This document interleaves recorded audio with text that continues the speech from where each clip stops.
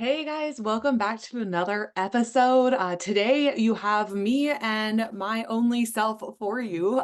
So I wanted to record an episode today that was touching on some shifts that I've made for myself this year, as far as business and family priorities and living my sports mom era life that I have been in.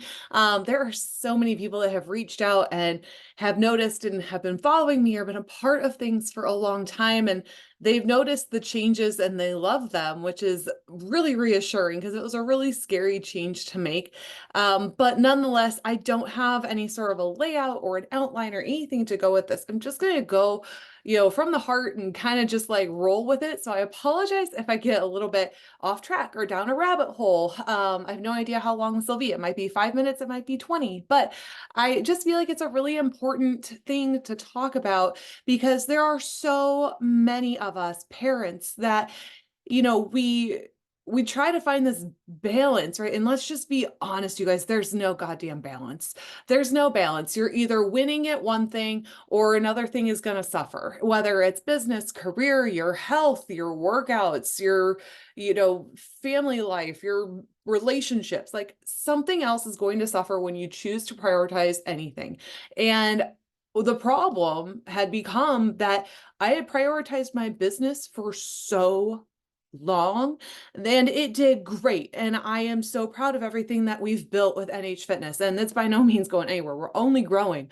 But I found myself like not really at the kids' events, not really paying attention. And even if I was there physically, I didn't feel like I was really there mentally or emotionally for them.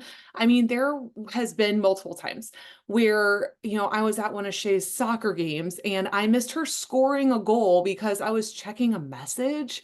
There was another time where a mom at a softball game had to tell me, Nikki, put down your phone.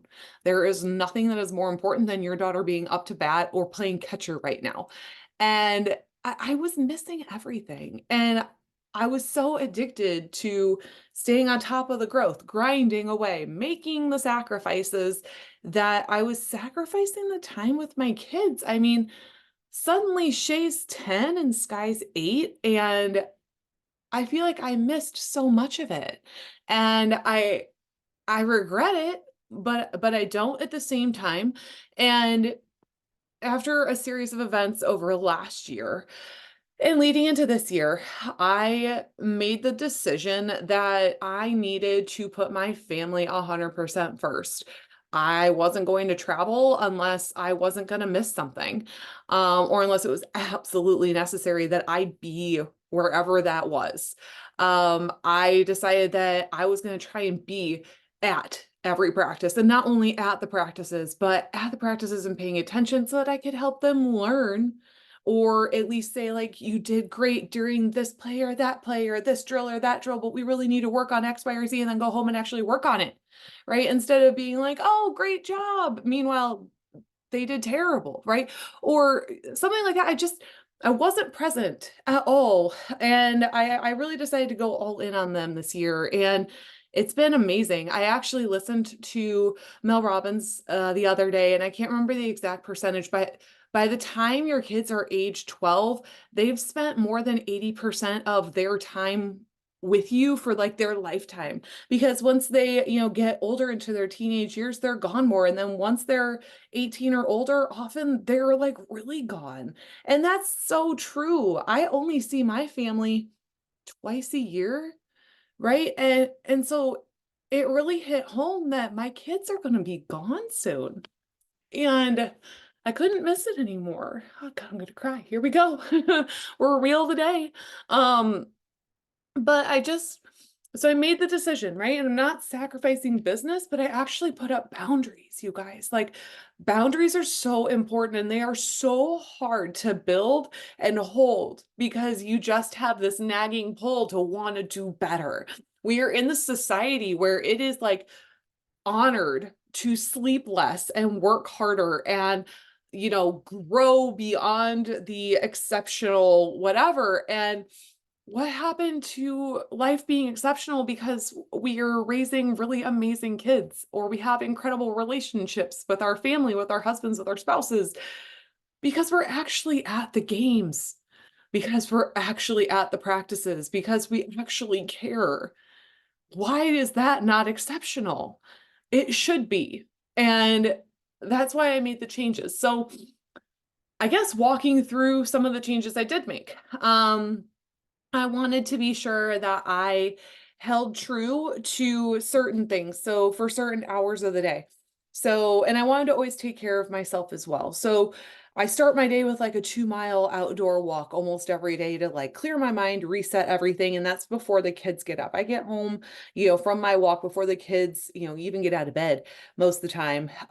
Rob, my amazing husband, he gets them, going on breakfast. They get themselves dressed, they pack their own lunches. They're very self-sufficient for 8 and 10. I'll give them that. Um, and then they come out and hang out with me in my office. We chit chat about things, hang out. I work a little bit while they hang out with me too, or they practice basketball while I work, whatever the case is, but we're together. Get them on the bus. I go on with my day. I do all of my things, my workouts, my check-ins, all of my work, all the things that I do for my career. And the kids get off the bus at about 4.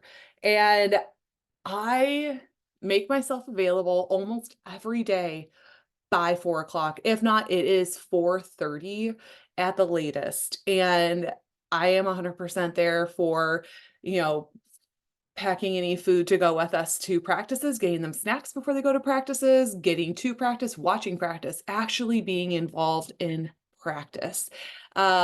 And we have practice or game literally every single day of the week. So there's that too. There's no slowing down in our sports mom eras, right? But it's been incredible. I even set timers on my apps on my phone to basically everything on my phone shuts off and I can't check notifications between 8 p.m. and 4 a.m.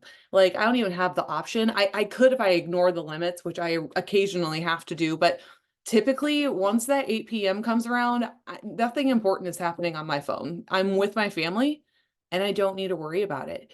And I think it's been amazing for them and me. Because like I'm actually there, it's awesome. And something else that I think is really important to note is when I was doing all these trips and traveling and all these things before, it's not that I didn't enjoy them, right? I built these amazing relationships with people that would either come visit me or that I would go and visit and all these things. But I was always kind of trying to chase some new standard or up a standard or try to live up to something I didn't even know what it was. So I always left feeling unsatisfied with the interaction. Especially when I went to go and travel, other places to events and such that I felt like I was required to be at. And I left feeling worn out and grumpy and unsatisfied and upset that I hadn't exceeded some imaginary standard. And and then I would be short with the family that I had missed out on. And all that I knew about the games that I missed was the score or maybe a short FaceTime that I kind of was able to watch while one of them was on the court for a few minutes or on the field for a few minutes. Like I wasn't there to braid Shay's hair. I wasn't there to cook them breakfast. I wasn't there to wash their uniforms after all their stuff. I wasn't there.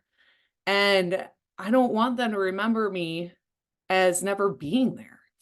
So if you are someone that's like struggling right now with putting up a boundary between a career, between your family, trying to figure out where to put a priority, understand that your kids literally are only there for a little while. Everybody says it. It is such a hard boundary, right? And in the society of go, go, go, it is really, really hard to be able to trust yourself to still do well in whatever career you have, whether you're running your own like I am or you work for someone else. It is really, really hard to put up that boundary and understand that that career is going to be there. There's always going to be things that need to get done. You can always grow that business. It just might be a little bit slower of a go. You might have to get more creative with it, which is what I'm doing right now. I've got so many new things coming for my people that work for both my schedule and theirs to help them benefit themselves without it being harder or affecting my boundaries. And it's really forced me to think outside the box on how to balance, quote unquote, work, family, because that's really the only things that matter to me.